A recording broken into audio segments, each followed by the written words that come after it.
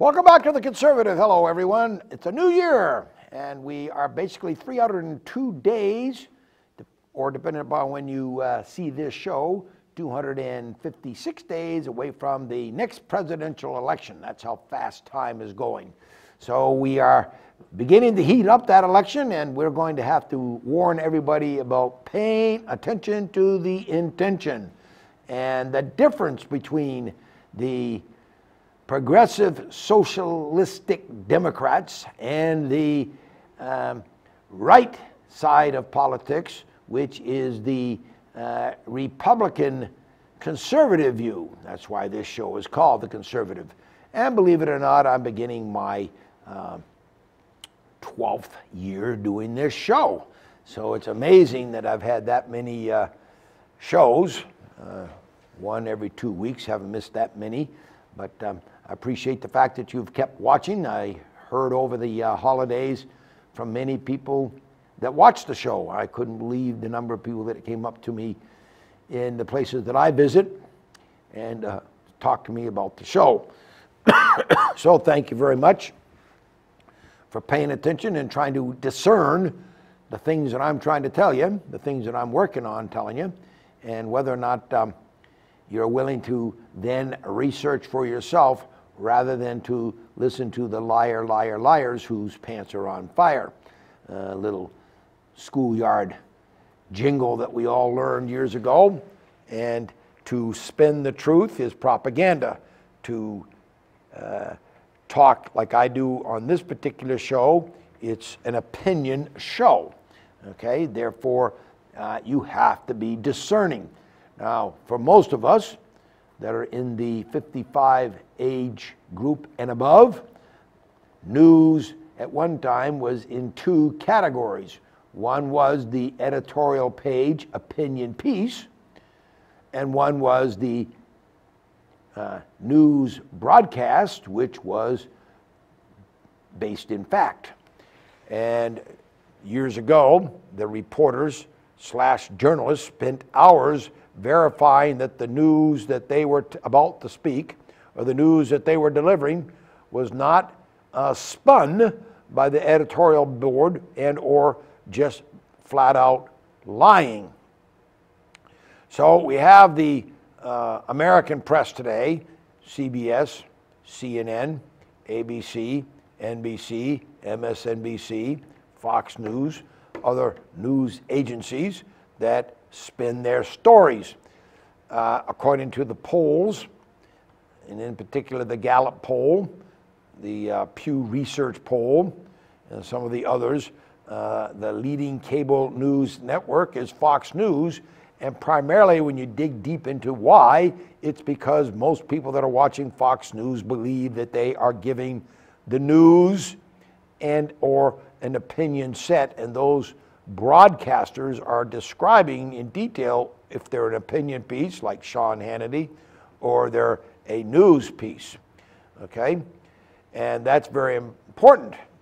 Which side is it? Well, I'd like to get my news and know that it was being presented with the very best possible facts versus necessarily listening to a Sean Hannity or a Rachel Maddow, who are basically on at the same time, and you see her ratings right now plunging into the toilet, basically, being flushed away. She's got less than 1.5 million viewers, less than 1.5 million than Mr. Hannity.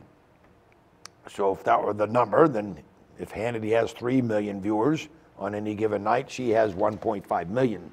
So when it comes to advertising on these networks, people pick the network or the broadcaster who has the greatest number of viewerships.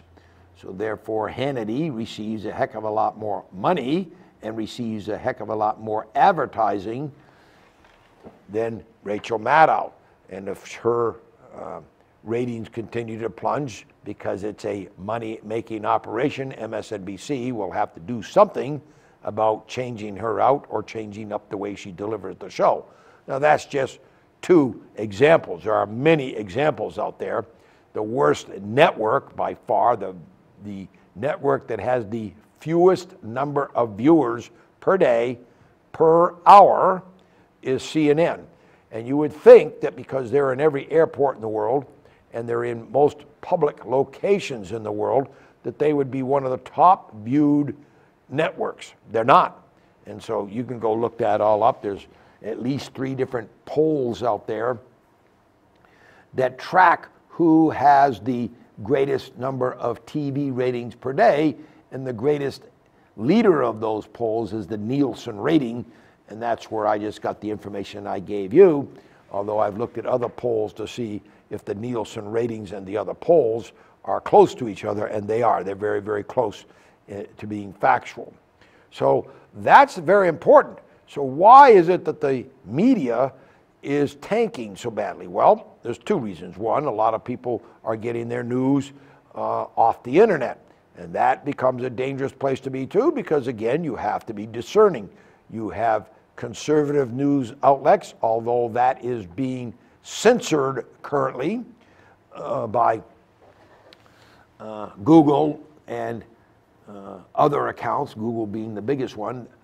It's harder to find the conservative programs, although I can find them, so I suspect if I am capable, who I'm sure like most of us at my age level are not that much of a computer techie, if I can find the conservative computer shows, I'm sure you can too.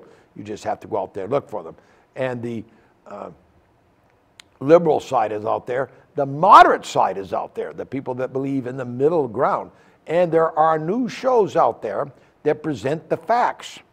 And what's good about looking at computer news is that you find computer news that delivers facts that the main media won't present, ABC, CBS, NBC. For instance, just before or just after Christmas, there was a Catholic bride and groom and its entire party beheaded by an Islamic militant group. I'm not positive it was ISIS, but a group similar to that, a terrorist group. And they did that to that wedding party just after they had beheaded 11 Christians. Now, you're not going to find that on ABC, NBC, or CBS. I found that out on the internet, verified it through 3 other sources that this had occurred, and certainly that's news for people to realize that there are some terrorist activities going on out there that we should be hearing about, because otherwise we walk with misinformation, and we walk without enough knowledge to have an understanding and be able to make wise choices. Remember, I've said many times that without some knowledge and an increase in that knowledge, the expansion of your depth of knowledge, you can't come to understanding. And without knowledge and understanding, you cannot have wisdom. You can't make wise choices. You'll make half-A choices, and you know what the 2 S's are after that A. So that's the kind of choices you'll make. If you don't have knowledge, you don't have an understanding, and without a combination of knowledge and understanding, you cannot make good decisions. They're not wise choices. Now, the news is in lockstep currently with the Democratic Party. That's a shame, because it presents to half the Americans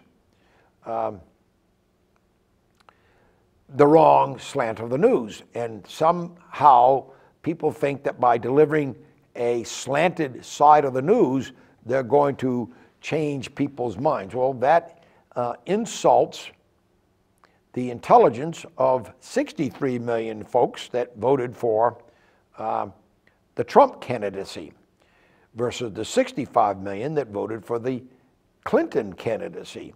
The difference between the votes, 2 million, is where these votes took place. I've said this before. If you want a candidate who wins the big city votes, then chances are very good that you're going to vote for the failing large cities that are run by Democratic mayors or states that are run by Democratic governors. New York is a perfect example, and California is another. Hillary Clinton won both those states. The founding fathers were very intelligent. They weren't, as we are today, educationally arrogant. They were educated people. They acquired a wealth of knowledge, had a tremendous amount of understanding, were very wise. Look at Benjamin Franklin. He was considered one of the wisest of the founding fathers. But Thomas Jefferson, for instance, had a huge library, can still be seen. The books that he had read in his lifetime were at Monticello, in his Monticello library. George Washington was a heavy-duty reader. John Adams, James Madison, James Monroe. Most of the founding fathers, the ones that we know, and even the ones that we have to look up to see who they were, all had huge libraries. They were intelligent men. They weren't educationally arrogant. They knew how to have a collaborative conversation. They knew how to pay attention to the intention. They knew very well how to build a skillful discussion and come out with some kind of definition of a shared meaning. They were able to balance what they knew and understood and wisely proceed forward with inquiry. That's what I call the balance of advocacy, what you know, with inquiry. The questions that you're willing to ask to build your depth of knowledge. They were able to use their self-awareness as a resource. These guys came from all forms of life. They were farmers, they were engineers, they were doctors, they were lawyers, they were educators, they were from the clergy, they were all from different faiths at the table. They knew how to construct, by using this self-awareness, good, solid, meaningful discussions.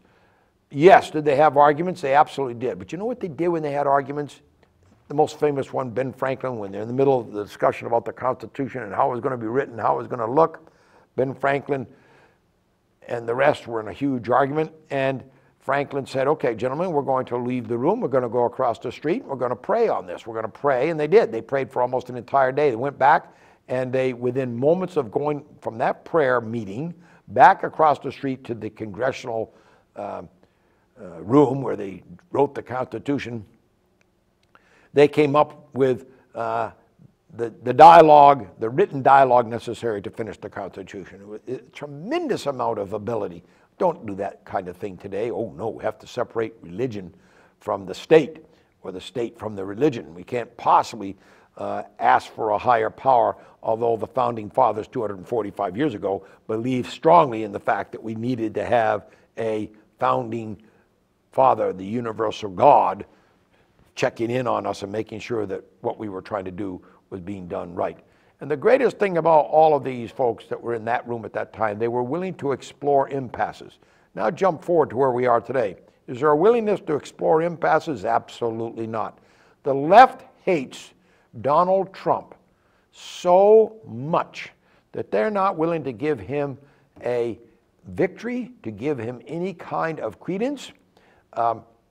For the Speaker of the House to declare that he was a illegal, not legitimate president after he had won the Electoral College, which the Constitution of the United States provides. And don't ever let anybody tell you to eliminate the Electoral College, because that day when it comes, and we do that, then you in Vermont have no voice. You in any small state have no voice. The reason that 63 million folks won against the 65 million from the big cities is just that reason. That 63 million folks came from all over the country. They came from small towns, big towns, not big cities. They are the ones who are the backbone of this country. The backbone of this country are the working folks that are called by the left, by the Democratic Party in the last election, deplorable, gun-loving, Bible-loving, religious-loving people. In other words, they were deplorable to have such un-American ideas. And so we come to these impasses, and the lying, liar, liar, pants on fire, as I said a few minutes ago, and we realize that currently we have had a major terrorist from Iran, the second in command of the terror organization. Notice that I'm using the word terrorist. ABC, CBS, and NBC have not said that yet. They have just, oh, he was a great man, he was a great leader, he was a great... No, he was not a great anything. He was a killer. He has over 900 American lives over the last 20 years. If you were notching it like in the Old West, he'd have 900 notches on his belt. Yes, he didn't do it all himself. He had people that did it with him or for him, but he has at least 900 American deaths. That blood is on his grave. Now, that's not the only terrorism that he's perpetrated. He's killed well over 4,000 or 5,000 people in Iraq, Syria, wherever it is that the Ayatollah Khomeini from Iran, who his great benefactor sent him.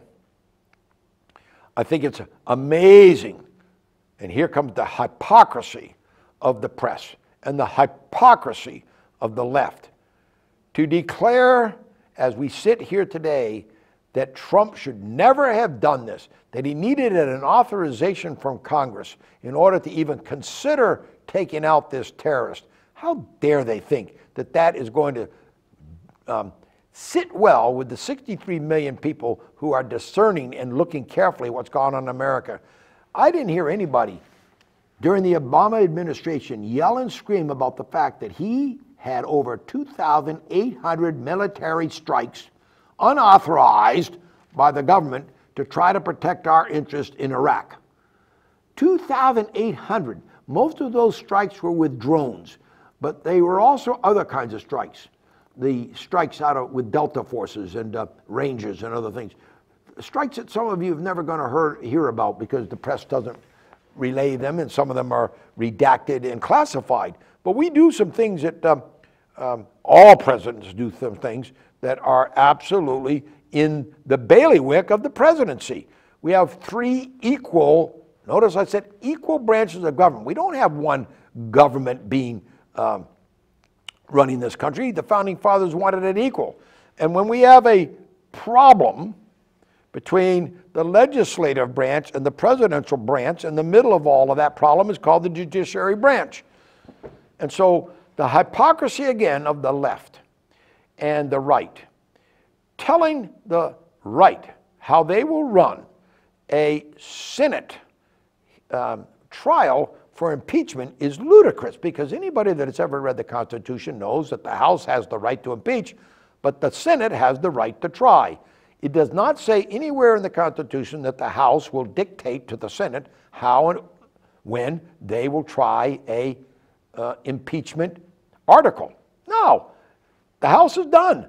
Nancy Pelosi can do all she wants. Well, let's see a second here, though. Knowing how much the left hates the result of the 2016 election, and I've actually read where there are people out there talking about the newly organized method to impeach also Mr. Pence. So if I get a trial going in the Senate and I take out Trump and I take out Pence simultaneously, the next president of the United States would be, here it comes, the Speaker of the House, Nancy Pelosi. Is that far-fetched? No. Is it a little disingenuous to think that way? Yes, but could it happen? Yes. And that's why you have to be discerning. What are they actually trying to do?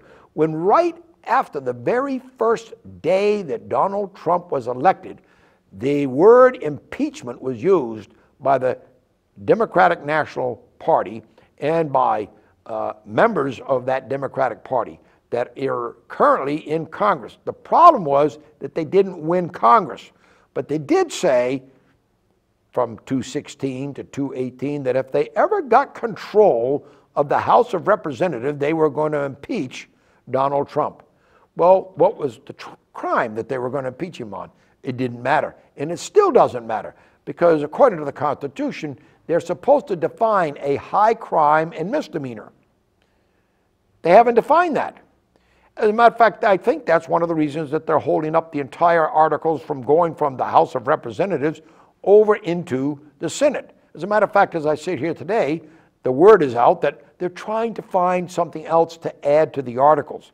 They're trying to find something else, okay? They're trying to create a different situation.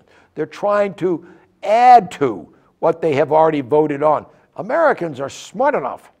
I'm sorry, folks here in Vermont that are up in Burlington and on the streets of Rutland protesting all of these crazy things that they're protesting with no educational knowledge about what they're protesting. Absolutely no knowledge. I found it very interesting the other day, the hypocrisy of the left standing on the corner here in one of the city streets of Rutland, 6 of them, demanding that the wall be down and that we're caging kids and we're doing... Listen, folks, Donald Trump is enforcing the laws that Bill Clinton and Barack Obama wrote and had passed when they were presidents. Trump did not build the cages. Clinton did. Trump did not build a law that said children would be taken away from their children would be taken away from their parents while they were being adjudicated as to whether or not they even had a right into the country. Mr. Obama wrote that. So you've got these presidents, Clinton, Bush, who enforced it also, and Barack Obama, who wrote more of the law, now yelling and screaming about the fact that Donald Trump is using the laws that they wrote. What are we, crazy?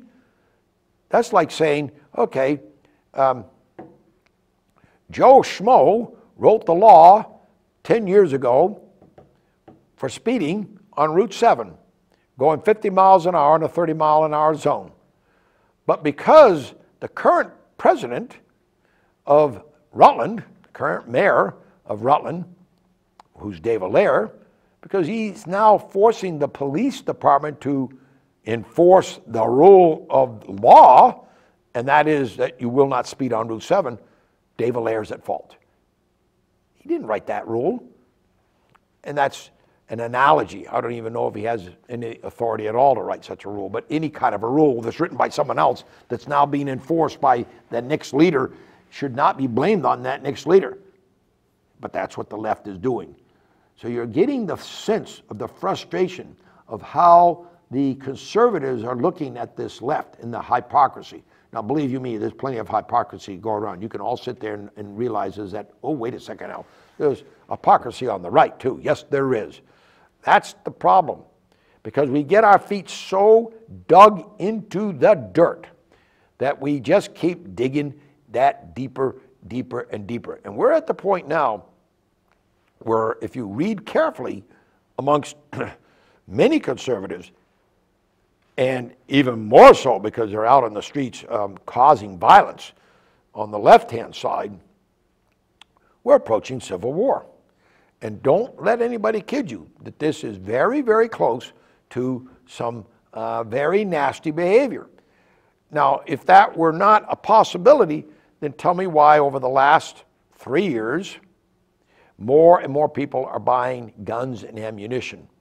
There's not just a reason why, there are very few murders in this country by these guns. There are more murders by knives and machetes in this country than there are by guns. But they don't want to report that because they want to get control of the Second Amendment. They want to disarm America. One of the reasons the Japanese, who wanted so badly to attack America, would not attack America, is that they knew that most Americans on the West Coast, or on the East Coast too, but mostly on the West Coast, if they were to attack America, they all had weapons. They weren't going to take down a population that was weaponless. They were going to have to face a population that all had weapons and knew how to use them. So they weren't going to force themselves upon an army. They were going to force themselves upon an armed population. Now, who thought that was a good idea? Well, gee, the Founding Fathers. It was very important. After they decided the First Amendment, and they ordered that First Amendment in the design that they had it, which was freedom of religion, freedom of speech, freedom of press, freedom of assembly, and a freedom to grieve, in that order specifically, because that was so important to all of the colonists, that those were the tenets of the First Amendment. The Constitution of the United States would never have been passed if those 5 in that order had not been agreed upon in that big disagreement that I alluded to when they went across the street and did the prayer. The very next amendment that they said was most important was the right to bear arms.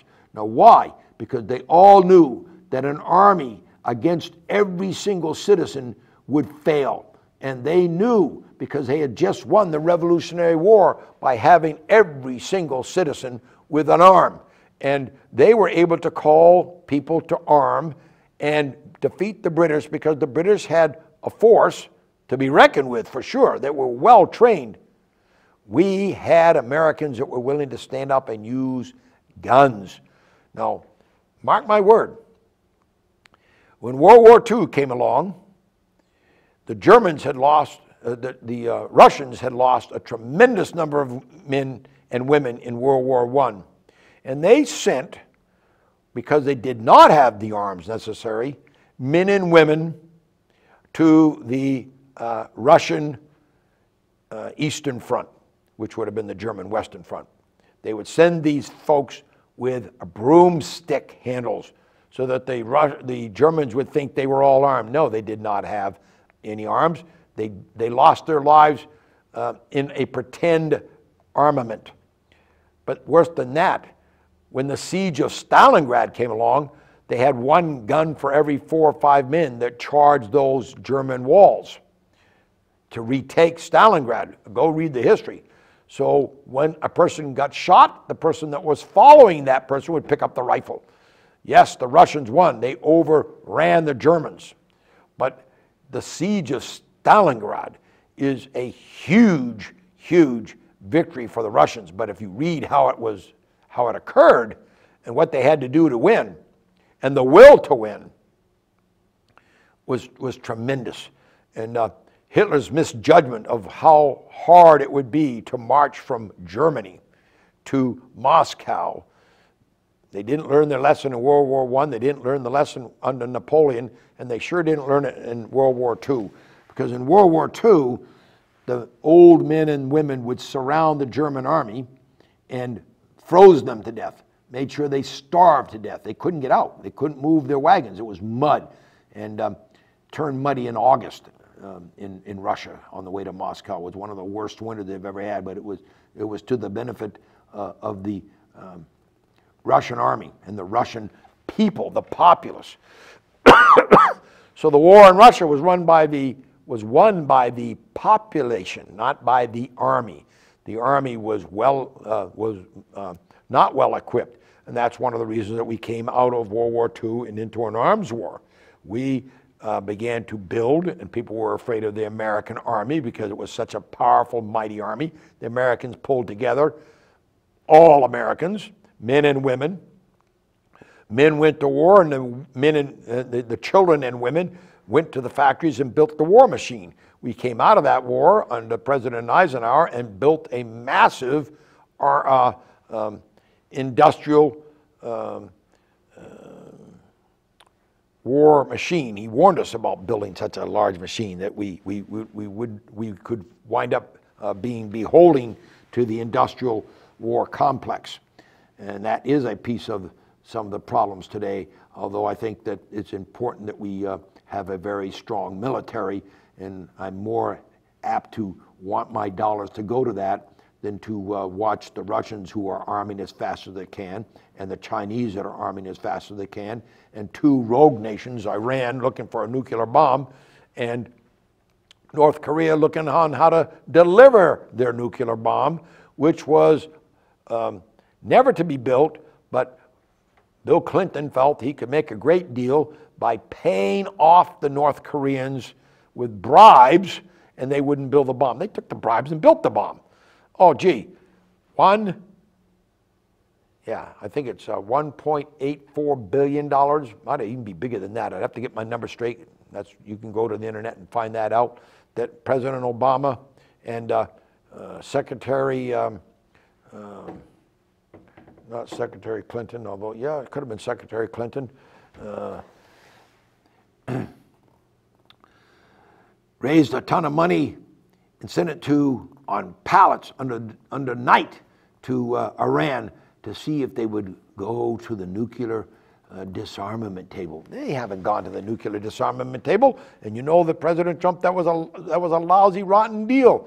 And as soon as President Trump ordered the hit of that terrorist Soleimani, not salami, but Soleimani, the Iranians in retribution pulled out of this so-called nuclear deal. They don't need to pull out. They plan to use that bomb. They have quoted many, many times that as soon as they have a bomb, they are going to take Israel off the face of this earth. They have the ability to deliver a rocket right now to Israel. So it's a good thing that we're thinking seriously about how bad this country, Iran, can be. Well, folks, I've run out of time. I can't believe how fast it's gone. Have a great new year. I'll be back next time. See you then. Bye now.